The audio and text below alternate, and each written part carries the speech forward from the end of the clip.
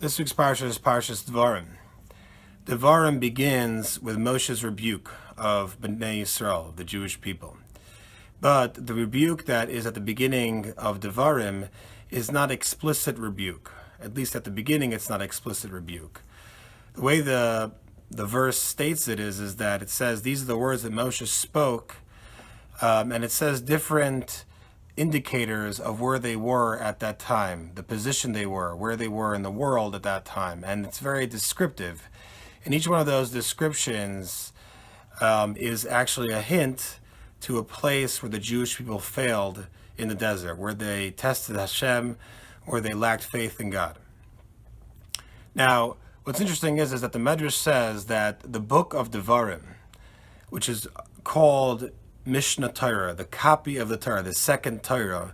The reason why it's called that is because Moshe, in the first four books of Moses, quote unquote, Moshe was speaking not from his own tongue, meaning that whatever he said, whatever was written down in the first four books, Bereshis, Shmos, Vayikra, and Bamidbar, all of those books were written exactly from the mouth of Hashem. And when Moshe spoke those words, when he wrote down those words, he was literally copying word for word. They were verbatim what Hashem said.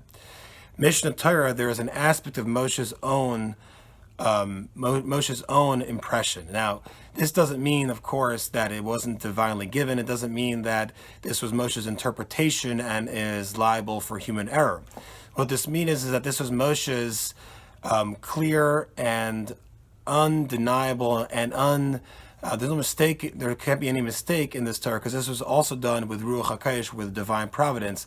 But there was Moshe's impression of Hashem, Moshe's personal experience, manifestation of God's image on earth. Because God has many different ways He appears to people, the way He manifests Himself to different people, and this was Moshe's personal, not his personal, but the national image that he saw of Hashem. So of course this is just as true and just as void of mistakes or interpretations as the rest of the Torah, but this was more personal. This was the Jewish people's and Moshe, their leaders' impression, manifestation of Hashem. What's interesting is though, is that it says Eila Hadvarim. This is the first time that Moshe spoke on his own. Because until now, the Zohar says that when Moshe spoke, it was really Hashem using Moshe's vocal cords. So Moshe at this point, the Medrash says, was endowed with full speech. If you remember, Moshe had an issue with speaking. In fact, that was the reason why he originally told Hashem that he doesn't want to speak to Paro, to be the emissary of the Jewish people, because he said, Kavad peh, kavad lashon anaychi, I am a person who has difficulty speaking because my tongue and my mouth do not function properly. They are heavy. But now the Medrash says that Moshe was given his full ability to use his mouth. His vocals were perfect, and he had the ability to deliver a perfect speech. The question that they ask is that why was Moshe only given this now? And especially as the Medrash explains that since he was giving over the Torah, Hashem endowed him with full speech, with the ability to speak clearly. So if Moshe was speaking in this entire time, way before Devarim, which only happened in the last few weeks of Moshe's life, what happened until now? So the answer is, like we said before actually, is that up until this point, Moshe wasn't actually speaking. It was Hashem using his vocal cords, like the Zohar says. Therefore, Moshe didn't need to have his own ability to speak.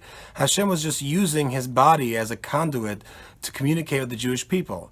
Therefore, there was no need for Hashem to endow him with full speech up until this point. But now that Moshe was saying over his impression, the Jewish people and his impression of Hashem on earth, therefore he needed the full capacity to speak. And that's why at this point he received that ability.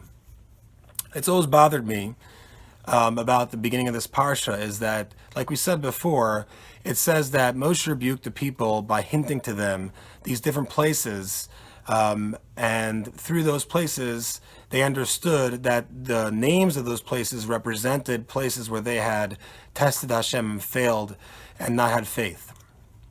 What's interesting is that it's not the way the pasuk, the way the verse states it. It doesn't sound like Moshe's talking. It says, these are the words that Moshe spoke.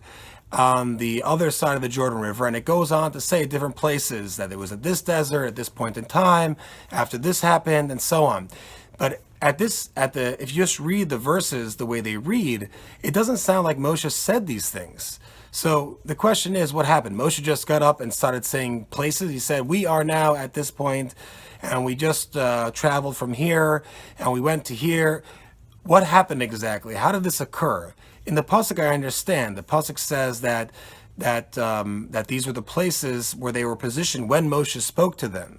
But it doesn't sound like Moshe actually said these places. So what does it mean when Rashi and the Medrash say that these are all hints to the Jewish people to rebuke them? It doesn't sound like Moshe even said them. Good Shabbos.